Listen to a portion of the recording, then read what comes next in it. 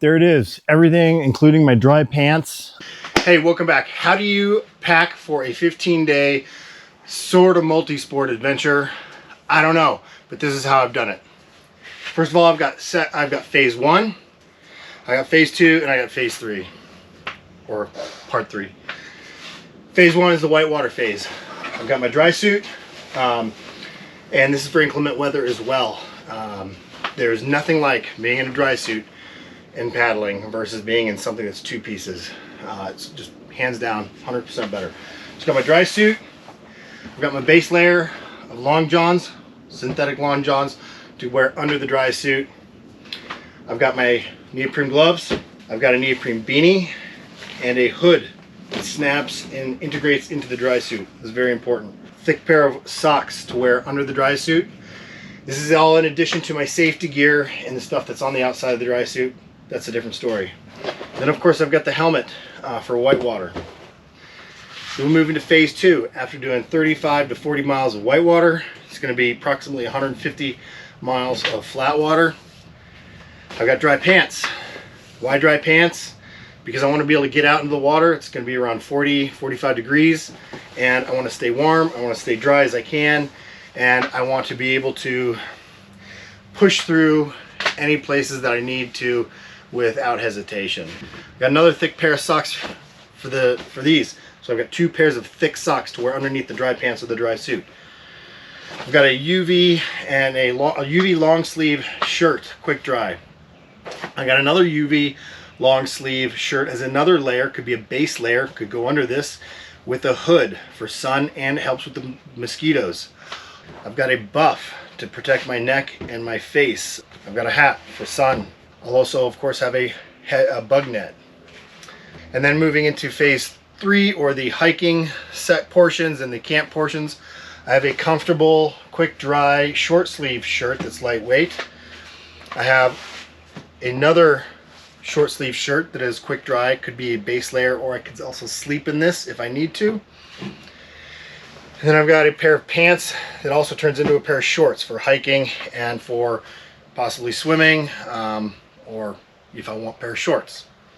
A couple pairs of underwear. I'll have to wash those as needed. We'll see how it goes. And then a couple more pairs of socks for hiking. A pair of gloves with leather palms. This is important for working around the fire, handling hot pots, and as well as hiking.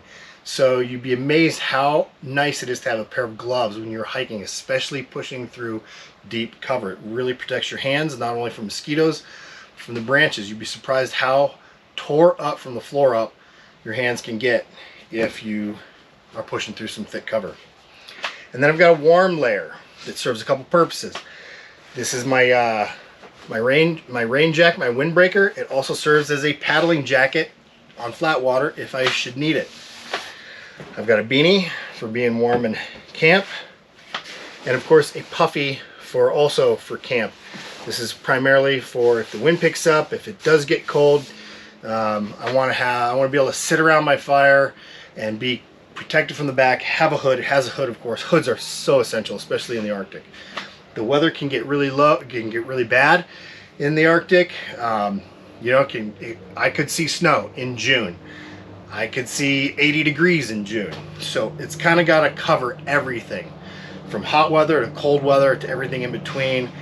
Everything should be as quick dry as possible, and you should be able to layer things and combine them differently for different situations.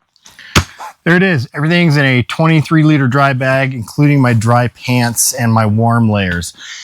I probably have too many shirts. I probably don't need any underwear, and I probably need 1 pair of socks. I don't know. You tell me what you guys think. Let me know. Also, I'm doing a solo wilderness trip this summer up in Gates of the Arctic.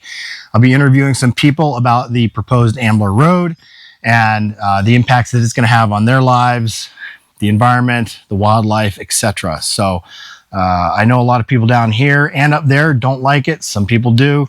I'm going to see what I can find. So that's going to be all spliced in, as well as I'll parse it out into some podcasts. So be sure and like or subscribe to follow that. That'll be coming out late summer, early fall.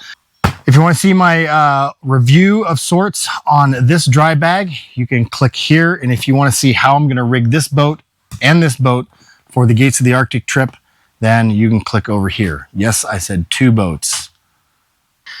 Also, if you could please check out American Whitewater and American Rivers. If you're not already members, become members and kick them $1. And they are our lobby in Congress. Okay, I'm trying to raise money as part of my effort to do something other than scream into the void.